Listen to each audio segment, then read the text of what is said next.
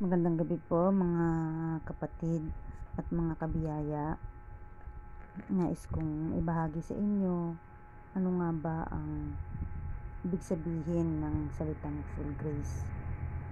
Bilang isang mananampalataya at tinanggap ang katuruan ng full grace, ay gusto ko ring i-share sa inyo yung mga ilang verses na pinaniwalaan ko din na makikita natin sa Biblia. Ano nga ba ang salitang full grace?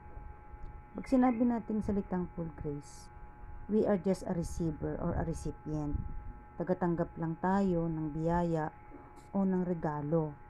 Wala tayong ambag, wala tayong ginagawa para matanggap yung awa, yung biyaya, yung grasya mula sa ating Panginoon. Ito ay regalo lamang. It is only what Jesus Christ did on the cross. Sa pamamagitan ng kanyang dugo, sa pamamagitan ng kanyang kamatayan, tayo ay nailigtas only by His grace. Sa kanyang dugo ang katawan, sa kanyang katawan na nabayubay sa krus ng Kalbaryo, tayo ay naligtas. At sabi dito sa John 3:16, isa po sa napakasikat na Bible verse na halos alam ng lahat o ng bawat mananampalataya. Ito ang sinasabi, "For God so loved the world that He gave His only begotten Son, that whosoever believeth in Him should not perish but have everlasting life."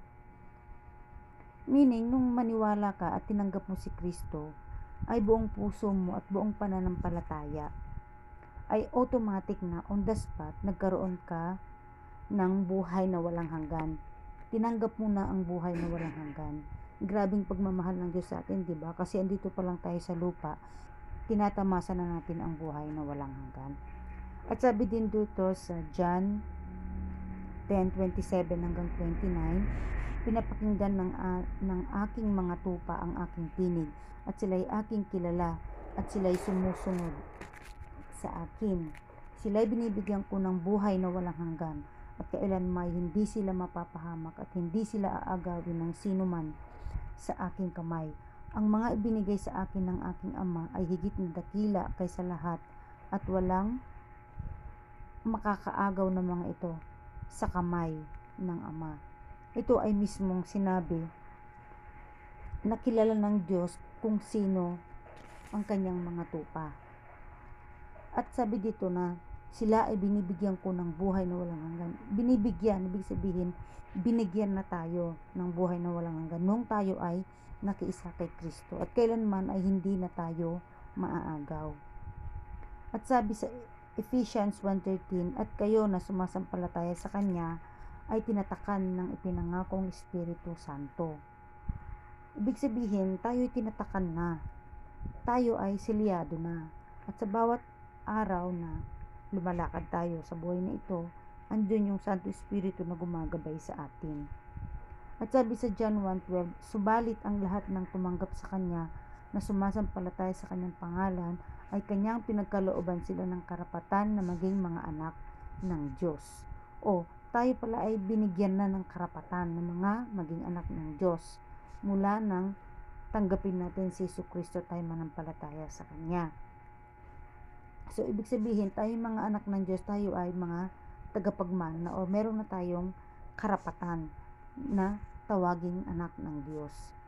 At sa Galatians 4:7, kaya't hindi ka naalipin kung di anak, at kung anak, tagapagmana.